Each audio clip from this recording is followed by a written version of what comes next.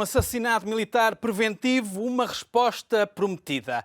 O Irão garante que vai retaliar ao assassinato de um general seu por parte dos Estados Unidos.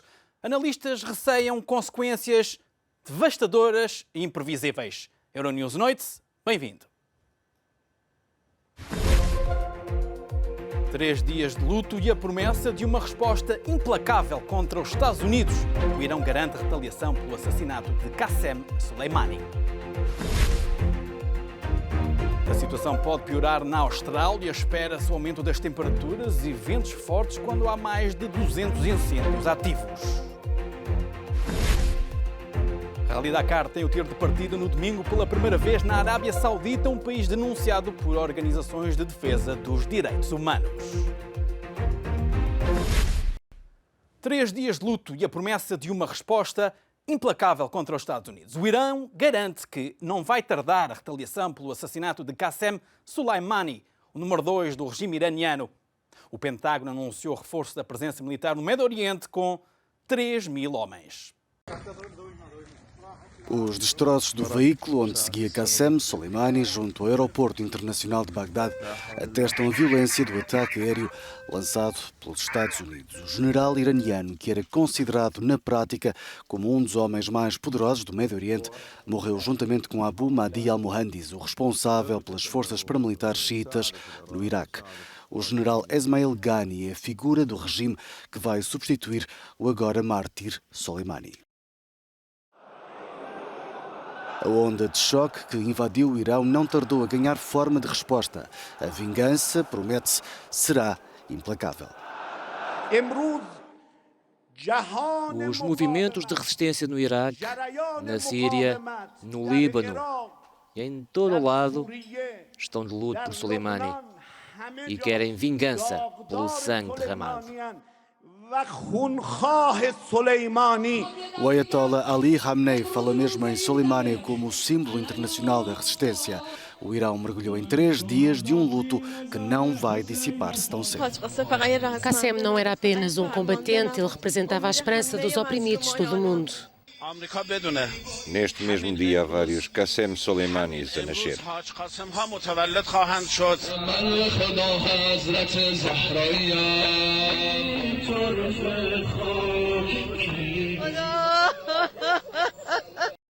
O presidente norte-americano escreveu no Twitter que Soleimani foi responsável pela morte de milhões de pessoas e que já devia ter sido abatido há muito tempo. Israel apoiou de imediato a decisão de Trump. França e Alemanha apelam à contenção. Como não podia deixar de ser, o que sabemos da reação de Donald Trump sabemos-lo através do Twitter. Numa série de publicações, o presidente americano escreveu que o general Qassem Soleimani matou ou feriu milhares de americanos e foi direta e indiretamente responsável pela morte de milhões de pessoas, incluindo manifestantes no Irão. Mesmo que o Irão não admita, Soleimani era odiado no país e termina, devia ter sido abatido há muitos anos. Um discurso muito idêntico ao do primeiro-ministro israelita.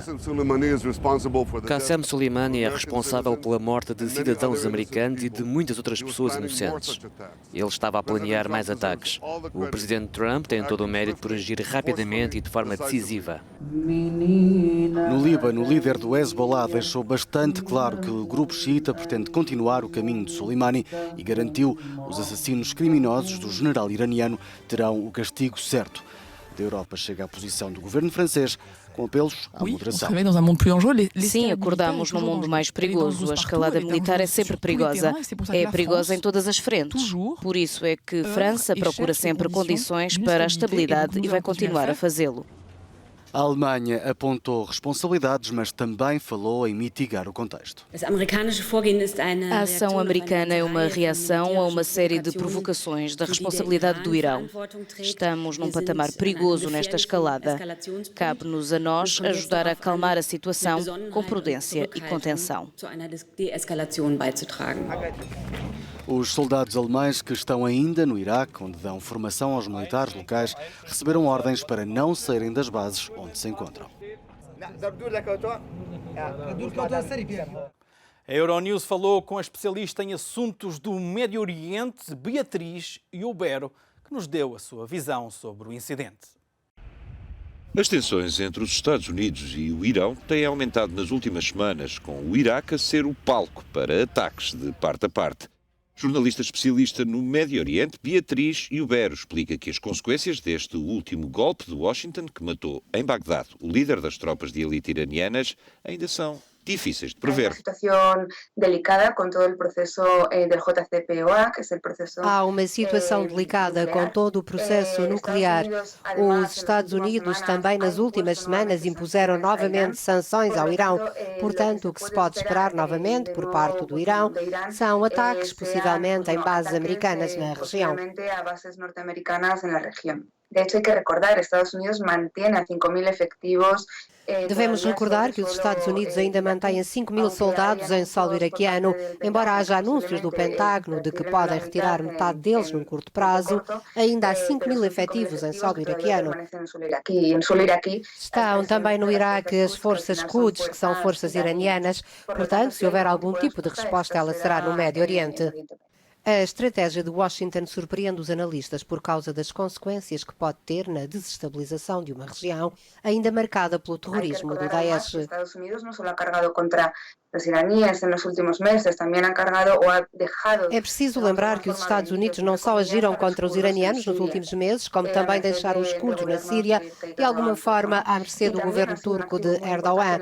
Todos têm sido um ativo muito importante na luta contra o Daesh e estão ativos no território contra o Daesh, como era o caso de Soleimani.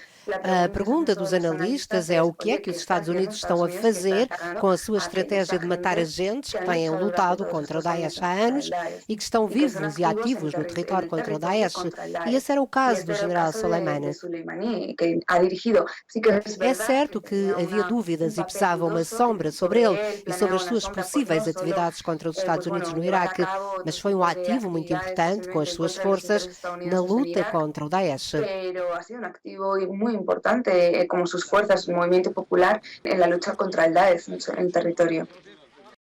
O ataque surpresa dos Estados Unidos teve impacto nos principais mercados financeiros, em particular de crudo.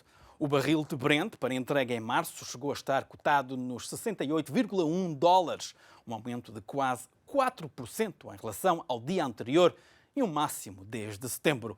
O barril de West Texas Intermediate chegou a subir 3,74% para os $63,47, o valor mais elevado dos últimos 7 meses. Os mercados bolsistas tiveram reação contrária e cederam à aversão dos investidores ao risco. As principais bolsas europeias encerraram no vermelho e Wall Street registrou desvalorizações.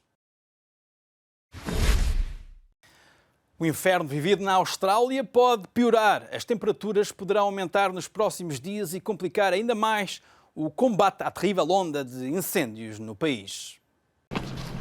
Na Austrália, centenas de pessoas foram retiradas das praias pela Marinha e dezenas de milhares foram obrigadas a partir esta sexta-feira por se esperar o aumento das temperaturas e ventos fortes, numa altura em que mais de 200 incêndios continuam ativos. Trata-se de um dos maiores processos de evacuação da história australiana. Milhares já fugiram das áreas costeiras em risco, criando engarrafamentos em alguns pontos. Os bombeiros escoltavam comboios com pessoas que tiveram de fugir, com os incêndios a pôr em perigo a circulação rodoviária e a levar mesmo ao corte de estradas. Nos estados de Vitória e Nova Gales do Sul foi declarado o estado de emergência. Só esta semana morreram 10 pessoas nestas duas regiões. As autoridades de Vitória dizem que há quase 30 desaparecidos. Há outras regiões da Austrália afetadas, entre elas a Tasmânia. Um professor de Ecologia da Universidade de Sydney, Chris Dickman, dizia ao Sydney Morning Herald que quase 500 milhões de animais, entre aves, répteis e mamíferos, terão provavelmente morrido só em Nova Gales do Sul. E há espécies que não estão a ser contabilizadas.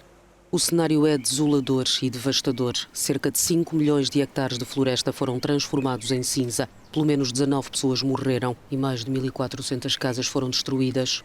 O fumo dos incêndios está a deteriorar a qualidade do ar e transforma o dia em quase noite. No domingo tem início mais uma edição do mítico Rally Dakar.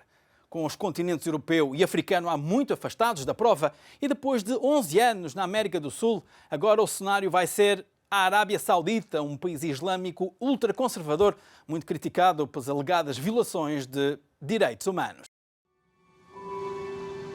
O Rally Dakar prepara-se para iniciar este domingo um novo e controverso capítulo na história de uma competição outrora com tiro de partida em França e meta no Senegal.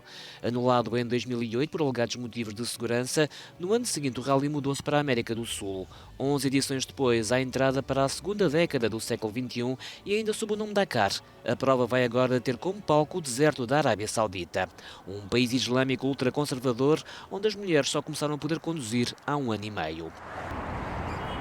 O príncipe herdeiro Mohammed bin Salman tem vindo a abrir o reino ainda mais às mulheres, mas mesmo assim a Federação Internacional para os Direitos Humanos denuncia graves violações ainda cometidas pela Arábia Saudita e pede aos organizadores do rally e aos pilotos para não virarem as costas à realidade que vão encontrar. A Arábia Saudita é uma verdadeira ditadura. É um país onde se sucedem as execuções. Só no ano passado, 180 pessoas foram decapitadas, incluindo uma criança.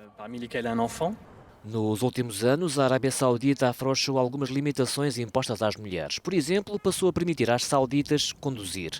Em agosto passado, as mulheres passaram também a poder viajar sem a autorização de um homem.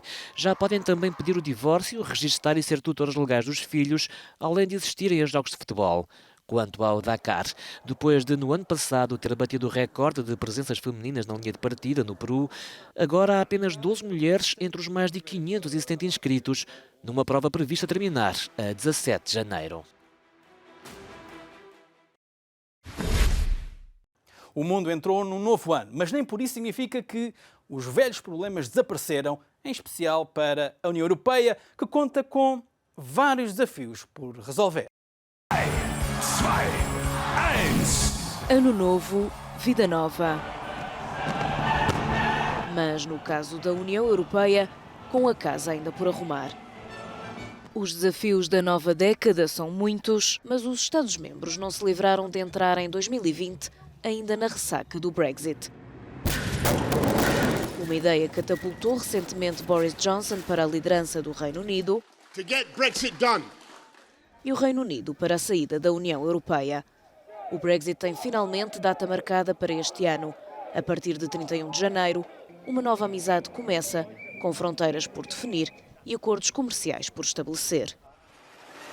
Entre China, Rússia e Estados Unidos, a Europa luta por um lugar económica e politicamente relevante, pelo menos de acordo com os desejos para o futuro de uma das figuras políticas mais proeminentes do passado recente. A Europa deve fazer com que a sua voz seja mais ouvida. E se a Europa quiser ouvir Angela Merkel, tem ainda muito por onde acertar o tom. Nos últimos tempos, desafinou em questões tão básicas como as liberdades e separação de poderes em alguns dos Estados de Direito, como a Polónia e a Hungria. Até ao momento, os membros têm sido incapazes de falar em uníssono. Para a nova década, fica também por estabelecer uma política migratória comum. A solidariedade não chegou aos países que acolheram os migrantes vindos do Mediterrâneo e nos campos de acolhimento continuam a viver milhares de pessoas para quem o modo de vida europeu da Comissão Europeia permanece um sonho tão longínquo quanto Bruxelas. Divergências na segurança, mas também na economia.